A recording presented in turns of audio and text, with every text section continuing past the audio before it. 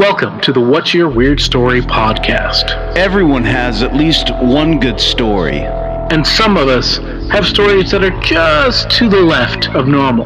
We're interested in the ones that push the boundaries of what we can perceive. Stories that defy explanations. Stories with an air of mystery. Stories we might not share for fear of being thought of differently. But don't worry, we're all friends here. So, what's your weird story?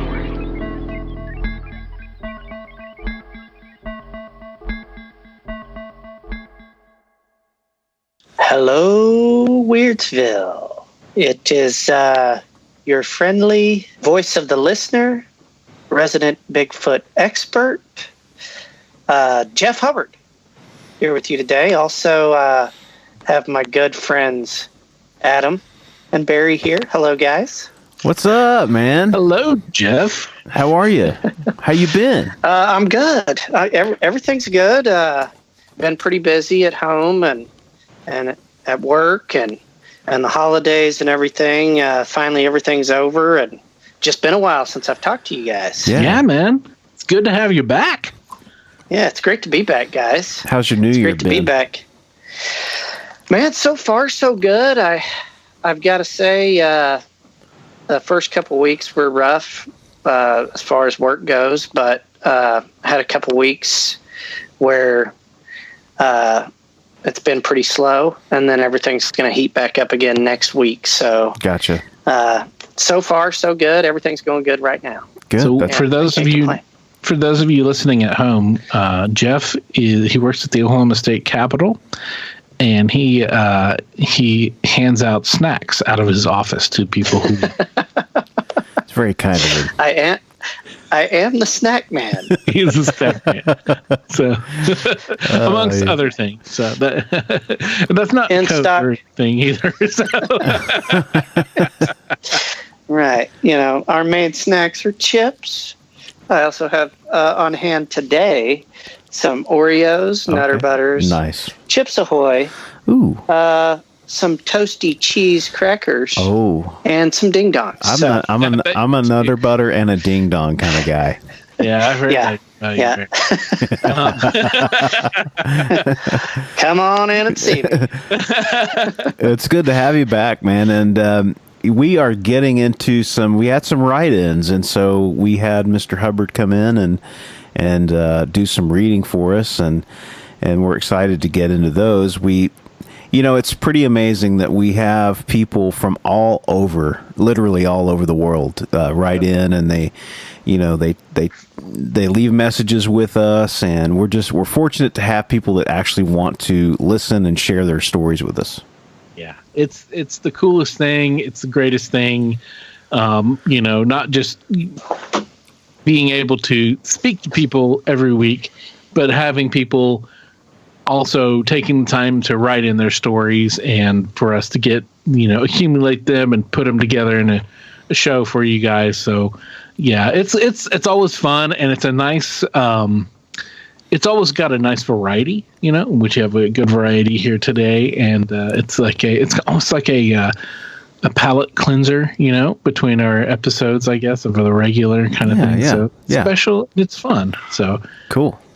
And of course, we get to spend time with our resident Bigfoot expert and our part-time co-host and special correspondent and voice of the listener.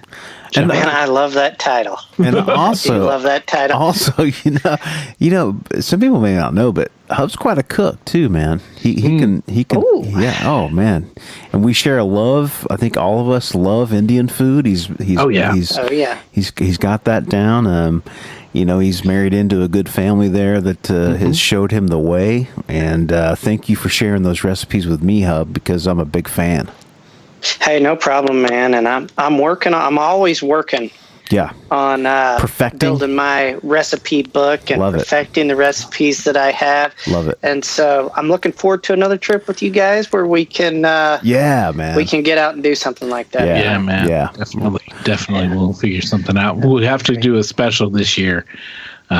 figure out some special trip to go on and do some recording. Agreed. So maybe we can go ghost hunting or something. Well, That would be cool. We can make could. it happen. Yeah. I definitely think we could. I've got a couple ideas in mind, Cool. but we'll kind Cool. of keep those under our hats for now. Yeah. Well, and if anybody out there listening has an idea that they can recommend, they can write in and share that with us. So who knows? We'll see. We'll see. We're still early on in the year. There's all sorts of things could come up. We'll never know. Yeah. So I've got one word for you. Spooklight. Actually, that's 2 words.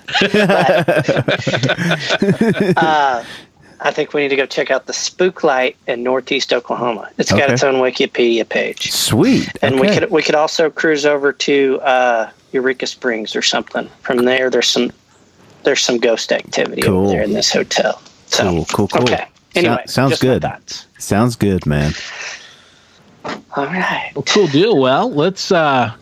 We've been beating around the bush here for a minute, so let's go ahead and let's jump into these stories. So we've got a good variety of stories. We've got a couple of people returning back, guests returning, writing back in to share their stories, and then we got some new friends too. So, Mr. Hubbard, if you wouldn't mind, please, what are these weird stories? Looks like we've got a pretty nice story here from Charlotte from the UK. And I'm just going to get down to business if you guys are ready. Yeah. Okay. We've got Charlotte from the UK, and she's going to tell us about the Osborne House in East Cowes, the Isle of Wight in England. Oh, cool. Okay, so here we go. I'm going to be Charlotte. I have had the privilege to work here for 5 years now and come across some creepy things in my time. Thought you guys might like to hear about it.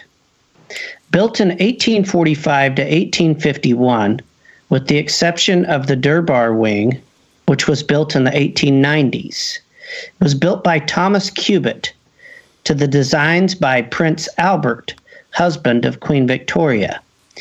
It was a family holiday home for the couple until Albert's early death in 1861. He died at Windsor. It then became the Queen's place of mourning, spending approximately 3 months of the year at Osborne. She held seances, trying desperately to speak to Albert one more time. Queen Victoria passed away in the bedroom at Osborne in 1901. Wow. After her death, her son, Edward VII, turned the house into a convalescent house in 1904. He also opened up the ground floor staterooms to the public. It served for the country until 2000, when the home closed down and what was left was opened up to the public. Now the fun stuff. There are stories of maids being seen walking the corridors, men talking, rhythmic knocking, children playing, and a little Indian boy running along the corridor and down into the basement. A young child has been seen sitting on the stairs leading to the nursery, and footsteps can often be heard coming from Prince Leopold's, now completely empty and locked room. I myself have heard these while sitting in the room below. These are just a few things. Us staff believe Victoria and Albert do not haunt the house. They are believed to have passed on.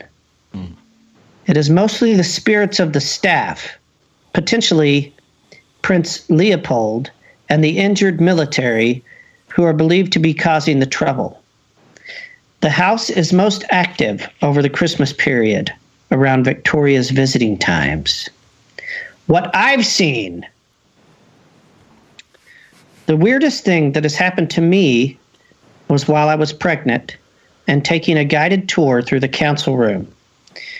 As we all looked at the Kaiser's clock, the horn, behind, held by an angel, flew out of her closed hand, hit the painting behind the clock, and fell down below a chair off to the left. The conservation team couldn't work out how it had come away as it was until that point, welded to her hand, which didn't break. Wow. One winter's afternoon, when the house was closed to the public, I was checking all the fire extinguishers and was at the very last one I had to check in Prince Albert's bathroom. As I walked in, I could hear talking coming from his dressing room. Then I felt someone standing alongside me, and it yelled, "Go now." So I obliged and made a run for it. I would have too. Yeah, wise decision. I have followed women in black dresses, heard footsteps while I've been entirely alone, doors slam, fire alarms go off for no reason, having been triggered by a break glass emergency button that hasn't been broken into. Heard children playing down at the Swiss cottage, and I regularly see a woman walking into the cottage and has once said hello in a very clear English accent. Wow. I believe her to be Mrs. Warren, who was a caretaker at the Swiss cottage, and she used to teach the royal children domestic tasks. The only time I felt scared is outside Lady Littleton's sitting room up the flag tower. I felt an overwhelming urge to leave and never come back. She was the governess of the children, and I was pregnant at the time. I think she was angry there was another baby on its way. Wow. Interesting, man. That's a lot of activity. And a lot of history. Yeah, that too, man. Crazy history. I wonder if Now we do have a little bit more here. oh, we do. Yeah. Okay. Yeah, we've got a little bit more. Well, okay. Well, then carry on. Because I have a burning question Okay. that it may or may not be related. Okay. All right. Well, let's see what else we have here. Something weird happened the other night. I was putting my 2.5-year-old twins to bed. They share a room, and I fell asleep in their room. When I woke, there was a face of a young girl in front of me. For a second, I thought it was my girl, the twin. And then I realized it was see-through, and it had a green tinge to it. The face suddenly looked shocked when I made eye contact with it, and it took a leap backwards. Then, as if it was standing up, it rose slightly, then disappeared. There was nothing scary about her at all. I thought nothing more of it, as I've been very exhausted and ill, so I thought it was a hallucination. But I told my husband about it, and he said it was odd. And yeah, I probably did hallucinate it. During the night, we were regularly woken by our twin boy, who kept waking up screaming that there's something there and pointing to where we sit to read the stories. If he wasn't screaming, we were being woken up by the light in their room coming on. They are way too short to reach the switch. Then in the morning, our girl twin kept saying, "Green eyes, scary." Oh my God. And asking if her brother is dead. He was asleep in their room at the time. Oh my God. Whoa. We've never had to talk about death, so it's not a word they should have picked up yet. This evening, they've both refused to go into their room, saying they're scared. We finally got them settled in their room, but they're still saying scared. I'm not sure what to make of it all. We lived here 3 years now, and when I was pregnant, I kept feeling there was someone watching from the stairs. but I'm sure that it was an adult, and my husband told it to leave us alone. After I woke up and saw someone leaning over me, then it walked out of our room and slammed the door shut. We've felt or seen nothing from it since. I work in an ex-palace and seen things often there. I'm wondering, could a child have followed me home? I never used to believe this stuff until I worked here. This is too much of a coincidence for me. Wow. It's her story. Well, Dude. that's what happens whenever you start conjuring up stuff too. Oh yeah. Yeah. Yep. There's no telling what the seance is. What's brought in. Yeah. Well, plus, I mean, now, and it wasn't Charlotte, the writer, who did the seances. It was Queen Vic there. Right. But still, I mean, you've got such an old place, and it was, such a historic place, and a lot of events going on, and a lot of heavy emotions. She went there to grieve and everything. So you got a lot going on there. It's almost 175 years old, right? Yeah, something like that, if not old. more. It's pretty old. I mean, like, and all of the activity there is, you kind of would expect that kind of a thing. Mm-hmm. Kind of a royal retreat, and then a convalescent home, afterwards. So they, have people were hurt and sick and injured people were, getting better there. So that makes sense. But, then the haunting or the little girl, the green-eyed thing at her house, that's really creepy. Yeah. And I mean, I was getting chills whenever she was talking about how she saw the face and the eyes, or, and then of course, then when the little girl and little boy, that just, put me over the edge on that. Yeah. There's no telling what's going on, because it sounds like it would make sense to me that she draws a conclusion that it was the people that worked there that haunted the place. But also, when you have someone die at a place like that, that's got to leave something. That's got to leave some residual sadness or something. I don't know. It's I love the old stories, the stories about the old, homes, and this is sounds like a really cool place. I'd actually like to go visit and see what it actually looks like, and get a feel for it. Yeah. I think that. I mean, I'm. I don't know. There's so much there, but the burning question that I had was: I wonder, is this where Prince Albert first got his famous piercing? And did that lead to his death?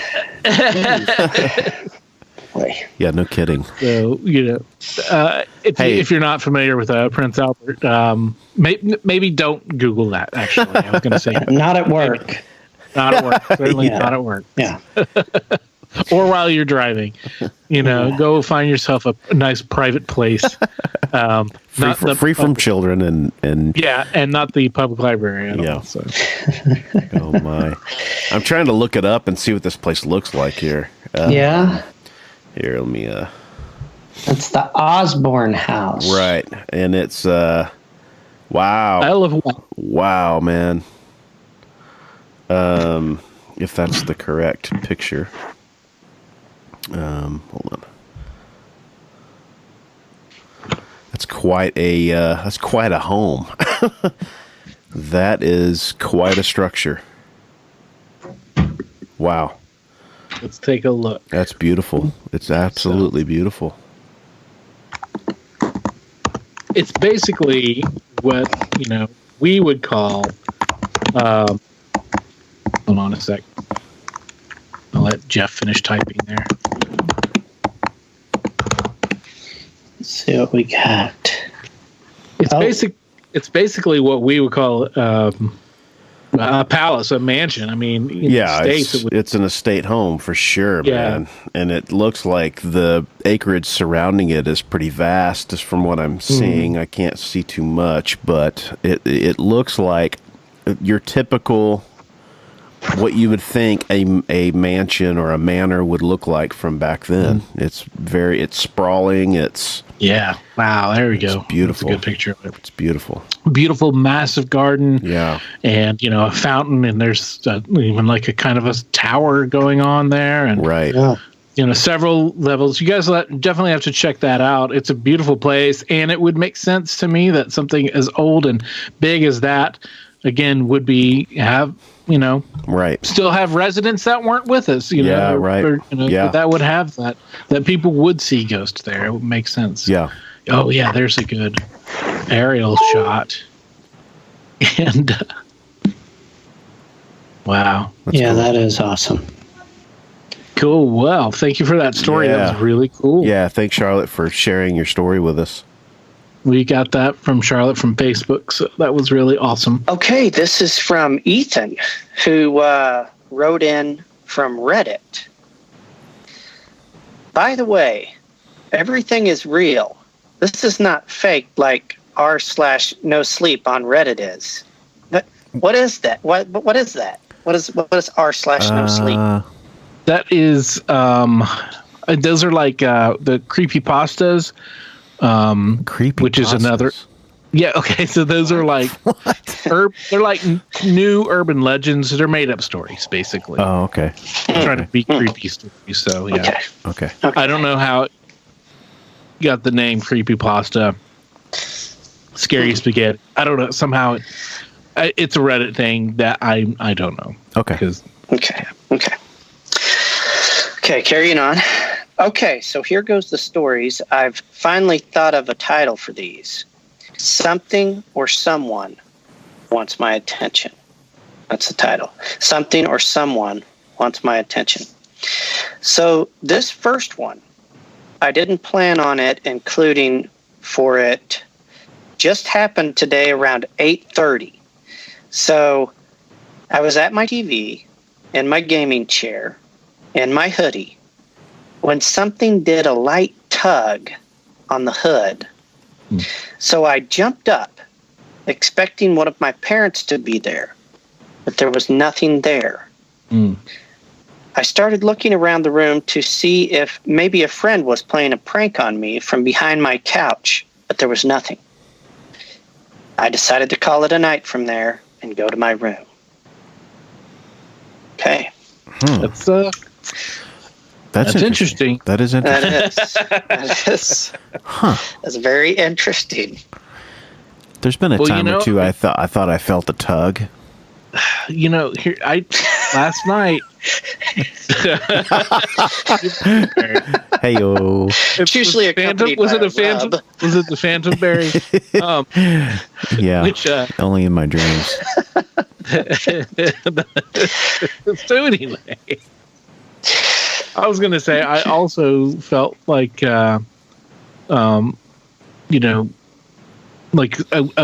not a tug per se, but, felt like somebody like sit down or I felt like one of my cats had like jumped up on the bed. Yeah. As I'm kind of halfway in between wake and sleep. But, Right. But he wasn't sleeping. He was...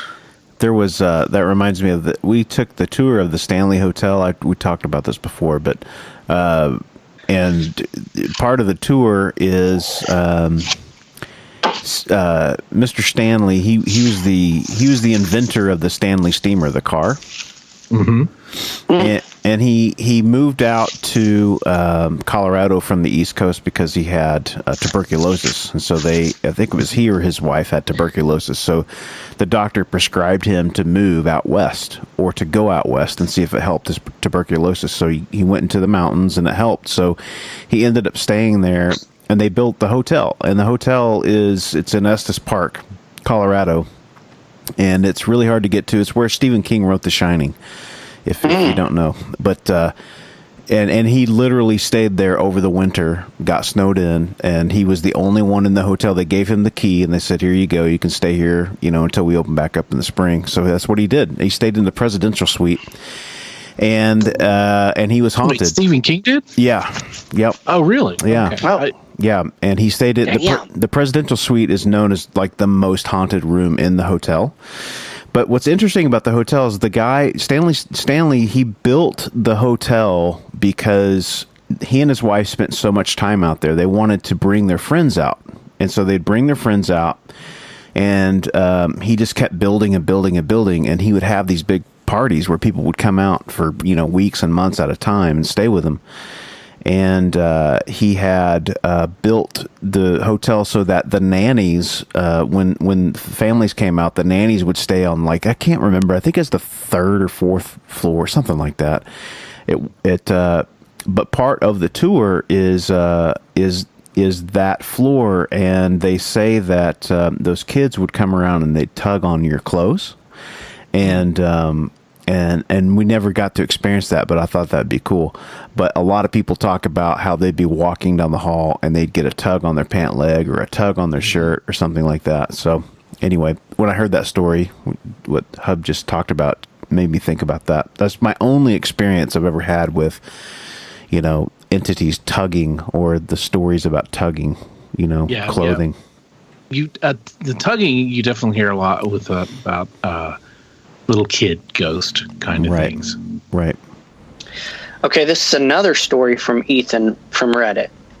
He says, "This is the second part in the someone or something wants my attention. This one happened a couple of weeks ago. I was sleeping when something grabbed the back of my head. At first, I thought it was someone trying to wake me up, but after I turned my body to the side, where my head was now facing up, I still felt it. I jumped up, not thinking to call for help. My legs were in a crisscross position. I started slapping and swatting at the back of my head, trying to feel for a wrist or a hand, but there's nothing there. Finally, after a minute or two, I was fully awake. I wasn't feeling the touch anymore. I ran out of my room. Shortly later, I went in with caution to get ready for school. Luckily, it got me up on time for school." Well, I guess if you're going to be molested by a ghost, and not in the the sexual term of molested, but if if you're going to get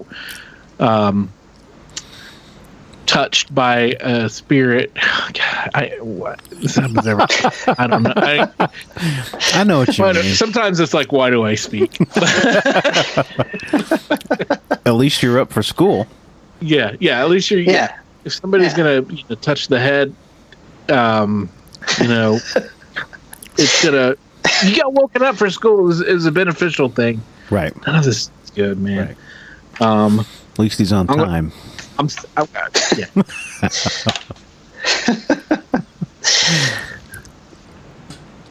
Anywho. Anyway, all right. Well, hey, thank you for writing those in, Ethan. That's really cool. I don't know, man. It sounds like you're you've got a. It sounds like maybe it's a playful spirit, or something. Yeah.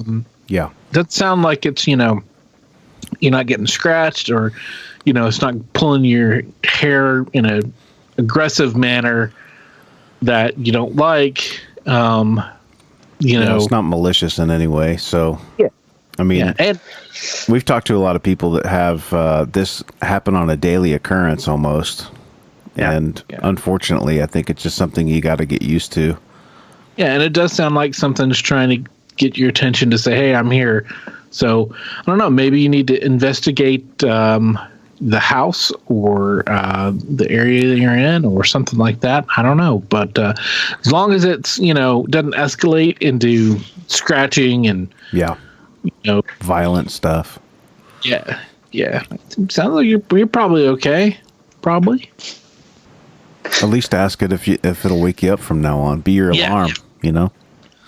it's always good to have a spiritual backup. Right. There, so. Right.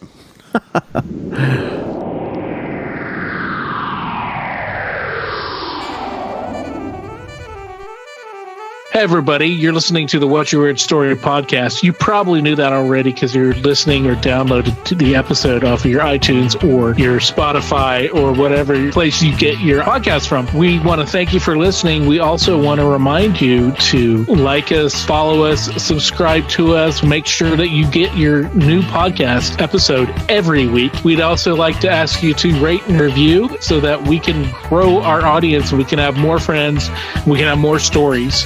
So thanks for listening to What's Your Weird Story.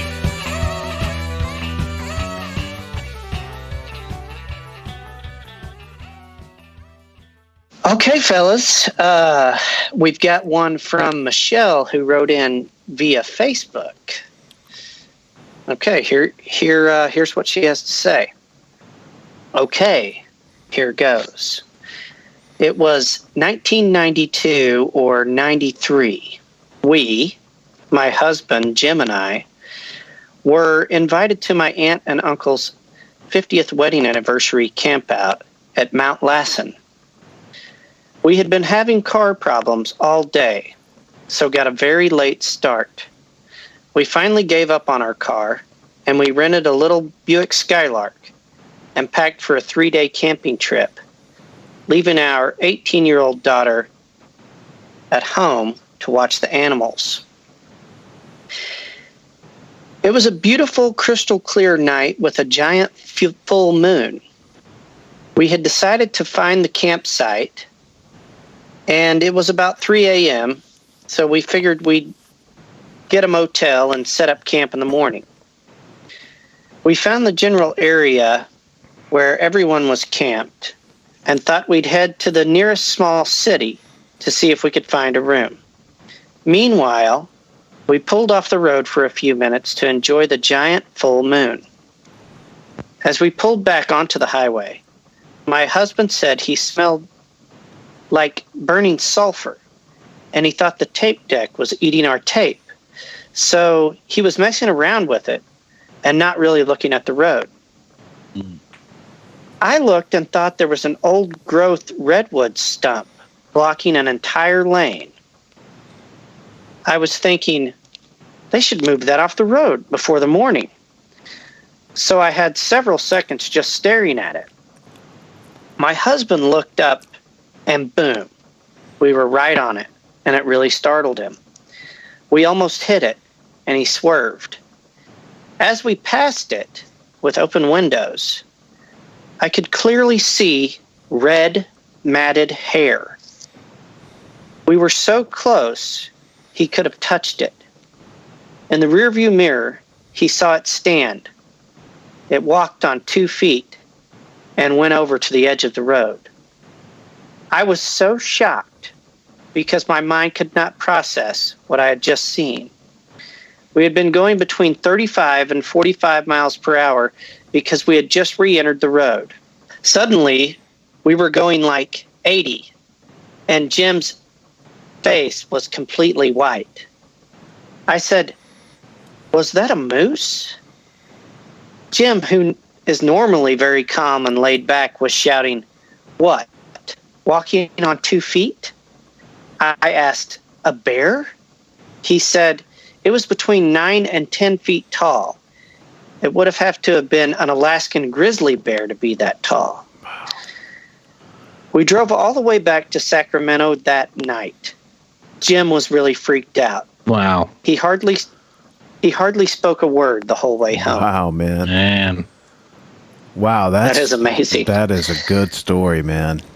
Do you remember when Ryan was on telling us about, did he tell us that story? He told me the story about him seeing a Sasquatch female in that part of the country. Do you remember that? No, I don't think Ryan told us because I know that. Yeah, he's got a I think story. Nate told us about. Yeah, was it Nate that talked about the boobs on the? Well, Ryan also has a story about seeing a female Sasquatch from up there, and he was hiking up there, and because he's from up in that area, Chico, and he came up on a female Sasquatch, he claims, and had eye contact with her, and he said that she startled him because he was coming over a hill and she was just standing there, and he told me that he's like it was the most. He said he just got like a bolt of lightning, like feeling through his body, where it was like you're looking at something that you're not supposed to see. So was it an erotic reaction from him? No, I don't believe so. We'd have to ask him. But yeah, really, really, man, like that area is from what I know, is fairly popular with stories about that. Hub, you know more about that than me, but yeah, definitely Northern California. It's very similar to Oregon and Washington. Right.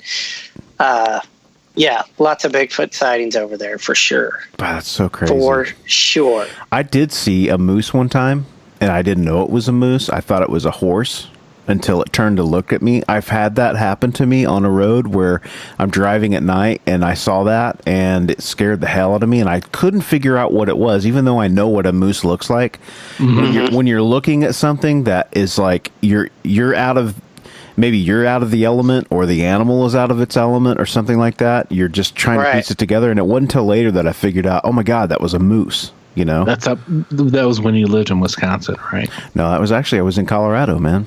I was I was with my dad, and we were driving down a mountain early. It was like 4:30 or 5 o'clock in the morning. Wow. And this thing was in the middle of the road, and we had to stop because it was just standing there, looking into the headlights. And then it took off over the ridge, and I remember thinking, God dang, that's a big horse. Moose are fucking huge, oh, they're man. massive, man. But then, I remember, like, it took me a day or two, and I'm like, just keep thinking about this thing. I'm like, that was a moose, man. So, but yeah, a moose obviously is totally different than a Sasquatch. But, when you're looking at something that you're not planning on seeing, it's just, you just have that, I can imagine she had a moment there where she's like, what the hell am I looking at? Right. Yeah. I saw some alpacas last week. Really? Out in the country. They were fenced in, but they were out in the country. But yeah. It's just, I was not expecting to see alpacas. Right. And I had to stop and look, because, if you're not expecting to see a animal that is definitely not native to this country, this area, this part of the world. Yeah. It's strange, man. And they're all hairy because it's winter. Yeah. So they looked like Muppets, Yeah. I mean, like the one. They look like the ones that did all the yip yip yip yip yip yip yip yip yip. You remember that? Yeah. Oh yeah, man. Yip yip yip yip yip yip yip yip yip yip yip yip yip yip. Yeah, they look kind of like those. That's funny. Wow. I'm just sitting there. I was like, "What the hell is that?" Oh, and then I was like, "Okay, that's an alpaca." And it was just bizarre. Yeah, it's crazy, man. Never know what you're that see. Stuff can really throw you for a loop and make you pause and just think. Yeah, man. It's crazy. Yeah. It's cool, crazy. man. Now there is a little bit more to her story. Oh, okay. Michelle's got a little more to say. Sorry, guys. Sorry. Okay. Okay. So Barry, so impatient. Well, now, okay, so she left off here saying that they hardly had spoken a word on the way home. Okay. Our daughter was very surprised to see us back so early. I told her we saw some sort of giant animal that really scared us. I started cleaning the house, and in the background, I was watching an old In Search Of with Leonard Nimoy. I heard him talking about a rotten egg smell and Bigfoot. Ooh, I sank. Wow. I sank on the couch and called Jim in. I said, I think we saw a Bigfoot last night. So she hadn't even decided what she had seen yet. Okay. Wow. Jim said, I know. I knew as soon as I saw it. I knew it was a Bigfoot. Ooh. It couldn't have been anything else. I saw it clearly and watched it walk on 2 feet. I said, "Why didn't you tell me last night?" He said he hadn't wanted to scare me more than we already were. Before this, I had never really given any thought about a Bigfoot, was not a believer. Jim had been a believer all his life, but it wasn't something we'd ever really discussed. After that night, we were obsessed. Up until the day he died, which was 5 years ago, he continued to look for Bigfoot. I go Bigfooting every chance I get. I just want to see one more time. The thing I remember most was how huge it was. Incredibly big. Wow. That's really cool. What a That good is story. cool. That's a good That story. really is a cool story. Wow. Thank you for sharing that. We love Bigfoot. Obviously, our special correspondent and resident Bigfoot expert and occasional co-host here and voice of the listener, Jeff Hubbard, really loves Bigfoot in a purely scientific, platonic way. That we know of, at least. But That is true. those That's are correct. that was a fantastic story because, like, you know, I mean, it would be weird. It'd be just like, you know, the process that Barry was describing, trying to figure out what the heck that thing was. Yeah. Right. But, you know, this is a classic sighting. You know, Yeah. it's a fairly quick encounter. And, you know, the description is right on point with a lot of things you hear, 9 to 10 feet tall. And it was also accompanied by the smell, which, you know, is something that... I never knew that. Smell. Is that part of the... Is that something in their diet so that they... well, you know, I don't know. It could be... It could be, you know, a pheromone. Who knows? But if they're humanoid or animal-like creatures, you know, and, well, they're not civilized. I would imagine, you know, I don't know. You would think, though, that an ape would, if, you know, to be going 35 or 45 miles an hour past this thing and with the windows down, for you to catch a really strong smell of it, that smell has to be very intense. Yeah. Almost like, you know, I mean, a skunk. You know, you can drive by a rotting carcass and not smell that thing. Right. Yeah. So I don't know. I don't know if it's something that, I don't know if it could be a defense mechanism. I don't know. I've never heard of the smell being associated with Bigfoot. I didn't know that. That's news to me. Right. A lot of people, you know, I've heard a lot of stories where they'll, you know, there might be some rock throwing or some log tapping or whatever, and they might not ever see a Bigfoot, but they will, the smell will waft by and they'll get that smell. Wow. I'm curious what it was doing, like just laying in the road. Yeah. I mean, do you think it was just like, oh, here's a clear spot, I can lay down here? You know, it could be. It seems like I've read stories about Bigfoot and roadkill, and maybe there was possibly some roadkill there, and it was just crouched down, having dinner, a late night snack. Right. Very true. Right. Yeah. Cool story, man. Yeah, that is a great story. Great story. Thank you for that, Michelle. We have some text from Justin, who was on the Guaro episode and also the potato and the pocket knife episode. Cool. Yeah, man. Justin Little, shout out, is making his kind of third appearance. Yeah. So Justin's got a little story here. Okay, here he goes. She did it again. I went out last night for my buddy's birthday. I got home late, like 1:30 a.m. or so. I walk in the door and the hallway light is on. No one is in the hallway. I turned off the light and began kicking my shoes off. Immediately, I hear, "Hi, Daddy." I was waiting for you. I jump up and I look, and there's the silhouette of my 8-year-old daughter standing in the hallway 2 feet from me. First of all, she has fallen asleep by 10 p.m. every night of her life.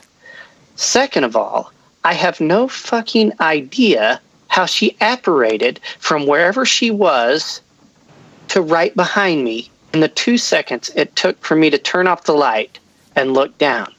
I said, "Time to go to bed, god damn it." She's so creepy. I love her more than anything on this planet, but holy shit. It's like she's a living ghost.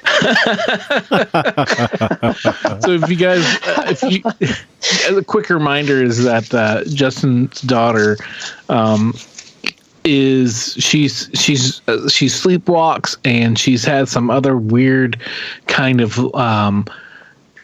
dream kind of things, like where she's had almost like night terrors in her sleep, and so he's, this is not a first occurrence to him, but definitely I guess it had kind of fallen off, and then she did that again. That's got to be creepy, man. That's crazy. That is creepy. That's really funny, though. Because I imagine that her voice is like more spooky and monotone. Like, oh yeah, I've been waiting for you, Daddy. Hi, Daddy. I was waiting for you.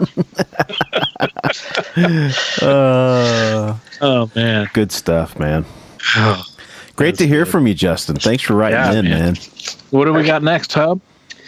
Well, it looks like we have a write-in from Sami from Finland. He looks like he got a hold of us on Instagram. Sweet. Yeah. Now, just a little side note here. We usually read these write-ins verbatim, but I think there's a little bit of a translation issue from Finnish here. So I kind of just messed with it a little bit to, I think, make it a little more readable. Okay, cool. So you smoothed it out. So. Yeah, smoothed it out a bit. Okay, cool. Okay, here we go. Here is Sami's story. It was the year 2007, and my grandfather died that spring in May. And I was on their farm with my dog, Wagner. My grandfather was very strict that dogs don't come into the house. Okay. I let my dog inside. And we just went inside to the kitchen to make some coffee. And then I sit down in my grandfather's leather chair. And just like that, the mood in there goes very black. I just felt like someone was sitting on my chest. Oh my fucking God. It was spooky as fuck. Then I just jump up and grab my dog, and he's just growling up at the door at the top of the stairs. And then I take my dog and we run out of there as fast as I can.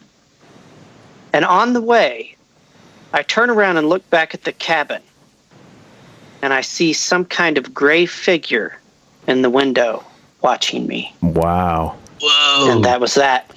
Dang, man. Yeah. Grandpa's looking out for his home, man. Wow. Right. Around. That's crazy, man. That's wild. When it started off, it sounded like kind of like sleep paralysis there, but it wasn't asleep. Yeah. So Yeah, that's true. and that dog saw something, man. That's intense, dude. That's wild. That is wild. I've been to Finland, and I think I ate reindeer in Finland, but I don't remember if it was there or somewhere else. But That, and I think we played hockey with some folks from Finland. I just remember it being really cold. It was really freaking cold, man. I've always wanted to go to Finland. I love, for some reason, I want to go to the Scandinavian countries. Yeah. Something speaks to me. Yeah. Something's drawn me there. Yes. And beautiful people, man. I mean, lots of blonde hair and blue eyes and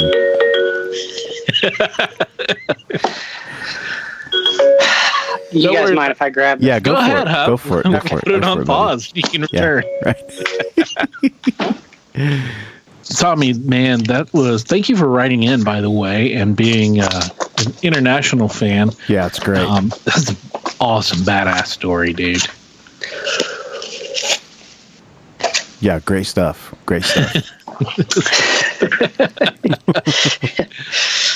Cool. All right. Well, next we have a response that was sent in from our buddy Head Cheese after we did our breaking news story that Barry shared with us over the Navy UFO videos. So cool. If you would, Mr. Hubbard, please indulge us with that. And, if you can manage to do a Head Cheese impersonation. Oh, God. I don't think I'm going to even try. That'd be kind of tough, I think. Okay. Yes, this is a response to on Facebook from Mr. Head Cheese, Brandon Forbes, on September 28th. Thanks for the breaking news episode. I am not surprised that the Navy is the first to officially say something in the general direction of disclosure of UFOs and UAPs. I know that they have pictures of everything in the air at sea. I have helped take some. I'm not saying that the FA-18 footage is something from somewhere other than here. But the fact that we pretty much got the "we don't know what the hell it is" statement is a big deal. I also feel that it supports my own sighting at sea. I know that what I saw was odd, but try explaining it to someone who is skeptical of everything. It's difficult to explain in a believable manner. Hearing myself try to explain it on the show, it came across as awkward. I tend to sound a bit jumbled up when I try to recall every detail I can. That's why I keep saying, yeah. I kind of talk to myself when I am in deep thought, but trying to get the words out. That drives my wife crazy. Also, I feel that one story of mine now has something to back it up. I made a friend through the show, and had she proved to me that we weren't all imagining things in my mom's old house. She is a relative of the person I believe was the spirit that was there with us. That was freaking amazing to me. Thank you, Head Cheese. Yeah, that was cool. Yes. That was cool. So what Head Cheese is talking about, of course, was when he was on when he was a guest on our show on the episode titled "It Gets Weirder." He talked about when he was in the Navy and he was a photographer and he photographed a UFO, UFA, or whatever the unidentified aerial phenomenon, UAP. Yep. When he back in the 90s or 2000s, I can't remember, quite a while back. He photographed one of those, and it was on record, and he told us that, and so that's what he was talking about with the story that the breaking news episode where Barry was shared about the Navy's official. Yeah. We don't know what the fuck these things are. Yeah, and I would encourage people to go listen to the interviews that the pilot has done after that stuff was released, because it gives more insight to what was actually going on when the when the film was taken. And part of what he talks about is that they were on a training mission where they get together with, I believe, the Marines, and they sort of do a mock, game of war out at sea. and they shut it down immediately. Like before they even got started, it got shut down because one of these crafts had come into the picture, and the folks that were in charge of the radar had said that they had been picking these things up for the last couple of weeks. Mm-hmm. And they would just appear out of nowhere. He said that they would drop down from when they first started to get them was about 80,000 feet. And they would just drop in from nowhere, and then just do all these crazy acrobatic things that nobody's ever seen an airplane or a helicopter do, and fly at speeds that were just remarkable. And the guy says that, the first time that you see the aircraft, he comes into contact with it. As soon as they scrap the mission, they tell one of the pilots that they want him to go check this thing out. And so he does. And when they pick it up on screen, he said that they began a maneuver where he starts flanking the object. And in turn, the object starts flanking him, so they're circular now. They're chasing each other in a circle, basically. And he said at a certain point, that UFO, or he decides to take a direct line toward it, and he said that it got wacky at that point because it moved so fast to, I think it's to this beside him that he was just like, it was like in the blink of an eye, boom, it was there. And then he said they lost track of it. It sort of disappeared. And so they started moving back toward their aircraft carrier, which I believe was like 60 miles or 90 miles away. And as they were almost back to the aircraft carrier, they caught it back on radar, back at the other ship. And he said within a split second, the thing was next to him. So it covered 60 or 90 miles in half a second. Yeah. And he was like, that's amazing. Yeah, dude, it was, I'm fascinated by that stuff. I know you guys are. I've definitely, and I've listened to a lot of like other interviews and other podcasts where they've had Navy members especially come on and describe just, man, they're just all the time seeing weird stuff like that out there in the ocean. They're always seeing stuff. And so that, it's not even a big deal, it seems apparently anymore, but for them to acknowledge, that's a whole other ball of wax. For them to say that they don't know what it is, I think that's the right way to go about it. Yeah. They're not saying it's alien. They're not saying any of it. They don't know what it is, and that leaves the door open for, whatever we find out.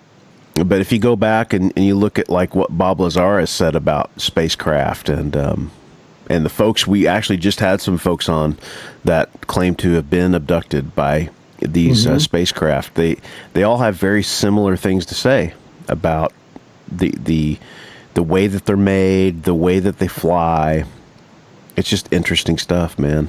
Really interesting. And the UK has been talking about this for the last couple of years. Their Air Force have come out and talked about this and released some statements about these kind of things, which they can't explain either. Mm-hmm. Yeah. I'm glad it's all out on the table now. At least, if there's more sightings like this, there's really no reason or there's no way to tell what our government's going to do. But I guess, when you come out and you make statements and release these stories and videos, at least it lends some hope that maybe in the future they'll be more open and honest with the different types of things that they're seeing. Right. Yeah. Because we know in the past that there definitely has been things that were identified initially as UFOs, UAPs, that were in fact secret projects that our government or other governments have been working on. Yeah. We know that for sure. And that makes sense that they want to keep that hush hush, but then it would eventually reveal them. But it's also very important when they acknowledge that there's something that they don't know what it is. They can't say that this is some Russian or Chinese or whatever other country's thing, because we don't have stuff that acts like that now. So I think that's pretty important. So I think it helps people that have legitimate claims. It gives them a little bit of a, well, I'm not crazy. It confirms at least that what I was seeing could have been real. Because you go through that thing where it's like, okay, you saw that thing, and then in your mind you overplay it over and over, and you're just like, did it happen the way that I thought that it happened? And then you hear something like this, and then you say, wow, well, maybe so. Maybe it is real. I'm not full of shit, No. And also another part of Head Cheese's comment there that was really cool, that I thought was really great, was how he and our friend Amy have become friends through the podcast and through the Facebook page because of a shared I shared, I guess, a relative kind of, not a relative, but an experience of a relative. Yeah. What a crazy thing, man. Yeah. So one of the suspected ghosts that haunted the house that Head Cheese lived in when he was a kid, before his family lived there, our friend Amy's, I guess it was her grandfather lived there, and that's right. Who she thinks because of the name and because of everything. All these other coincidences or whatever, maybe coincidence is even a strong enough word, but a lot of these things, these correlations, that is, that's who it was. So that was one of those times when we saw it, when I saw them interacting with each other on the Facebook page. I was like, oh my God, this is too weird. This is this is too meta. It's so cool. And that's something that we actually, as we started putting the pieces together, I was like, yeah, she was talking about him at a certain point, and it's just amazing that they put those two together. They put that together themselves, not us. Yeah. So cool, man. It was great, man. That really is cool. And I think through the course of their conversations, weren't the things that Head Cheese was experiencing in the house, wasn't she able to verify that, yes, he was a police officer, and his sister had seen a police officer, and then was there an apple pie? Something? Did they smell apple pie? Was it apple pie they smell, or peach pie or something? It seems like the apple pie may have been some kind of a story Head Cheese told you off air. I think that was a how-to thing, something that he did tell me back in the day. That is correct. Yeah, no, it was great. Yeah. But he even knew the name of the gentleman that was haunting there. Yeah, or she could right. Yes, it was a specific name, and so wow, it's just like, damn. How do you make that up? Yeah. I mean, you don't. Yeah, it's so cool. Yeah, just one example of one of the cool things that's happened. That's so true. Well, we appreciate you writing in and with your comments and being a steadfast listener and supporter of the show, Head Cheese, and Amy as well. So thank you for that. And, we also, we love hearing from you guys.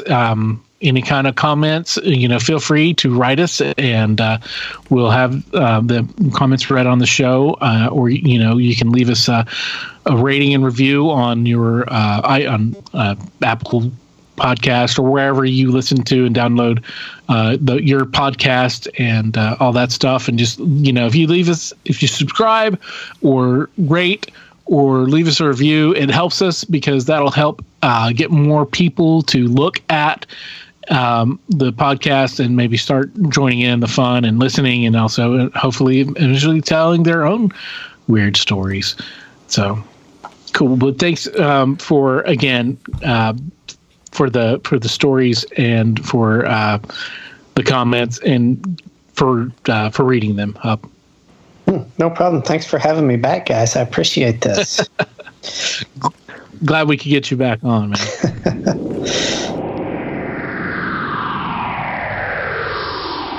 Hey, that's a nice T-shirt you got on there. Oh, thanks, dude. It's brand new. Do you like that? It's one of the official What's Your Weird Story T-shirts. Where'd you get that? It's funny that you ask. I just got it off the brand new Spreadshirt.com site for the What's Your Weird Story podcast. There's no www. You just go straight to shop.spreadshirt.com/what's without the apostrophe WHATS hyphen YER-WEIRD-STORY, and that'll take you right there. I mean, you can never own enough clothing. Well, it's true, Barry. There's t-shirts for the ladies because, you know, they're cut differently. There's hoodies, which are really cool. There's 2 different kinds of hoodies, and there's also tote bags, so you can tote your stuff. That's so cool, man. So if you guys go out to spreadshirt.com, What's Your Weird Story, currently there are 2 designs, but there will be more going up very soon. So just keep your eyes out for that. And if you decide to get one of our shirts, tag yourself on Instagram to ours or Facebook. Show your love. Show us what you got. Let's see your true colors.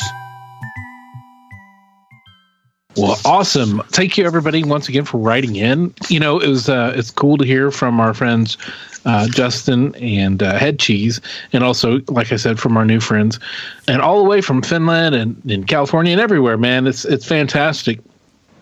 I think it's really cool how Head Cheese and Amy have become friends through the show. Yeah, it's great.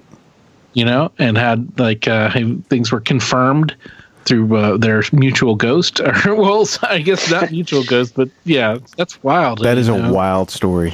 That is a wild story. It's cool to see that take place right in front of our faces, man. Yeah. It really is. That is so cool. And how Head Cheese was on the forefront of the whole, you know, the Navy UFO thing, him seeing all the ones that he saw out there. And that's one thing that you hear a lot of Navy people talk about a lot, how, like, you know, they see so many things out there at sea that it's not even a thing to them anymore. You know, they're just so used to seeing unidentified area phenomenon or UAPs or whatever we're calling them now these days. Right. And I'm glad we got another Bigfoot. It's been a while since we've had a Bigfoot. It has been. Yeah. We were really hot and heavy on Bigfoot there at the beginning. Yeah. And so, You've been hot and heavy on Bigfoot for a while. Right. But yeah, this kind of quenched my thirst for a little more Bigfoot activity. So thank you, Michelle. We really appreciate that. Yeah. If you guys out there listening, man, you know, we've been on a roll. We've had some incredible ghost stories. We don't roll with those and our cryptid and even, you know, a vampire there. But yeah, we want to hear some more Bigfoot stories, and we want to hear some more UFO stories and true crime. I know Barry likes hearing the serial killer stories. If you got any kind of connection to true crime or anything like that, or whatever, you know, whatever, if it's a good story, man, we want to hear it. We're not too partial one way or the other. We love hearing it all. Weird is good. Weird covers a lot of ground. So, you know, if you're not sure if your story is, you know, weird enough or whatever, just shoot us a message through our various social media outlets. You know, we can talk and we can figure it out, and we can we'll get you on. All right. Well, Hub, thank you for joining us. It's been too long. You need to get back on the regular routine again as soon as you can, and you know, do some more co-hosting with us. But it looks like you've got some snacks to hand out. Yeah, I do have some beggars coming by for snacks. But yeah, no, really, guys, the pleasure is all mine. I love coming on, and it's great catching up with you guys. So, and thanks to the listeners writing in. Appreciate that. So thanks, and I guess I'll see you guys again as soon as possible. Sounds good, man. Yeah, man. Join us next week as we speak to... Oh, Barry, guess who we got next week? Next week is... it's a long episode. It's Cody. Nice. And Cody is the homeowner of the house that was haunted, the haunted house that Bree was in from back right around New Year's. That's right. Episode 72. And this is super good. It's super good. Yes. She was so good. I did not know what to expect, to be honest with you, but man, it was great. So good. Yeah. You guys are going to want to hear it. It's got a lot. So tune in for that, and we'll see you then. And in the meantime, as usual, be safe. Be weird. As always, if you have a weird story, we want to hear it.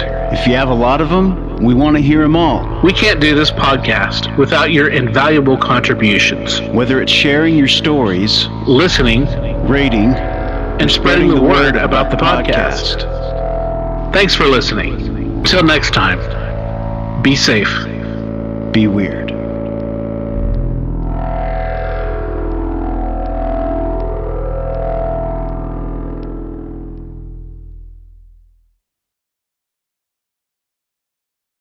The stories presented on the What's Your Weird Story podcast are, to our knowledge, true experiences that our guests have had. We can't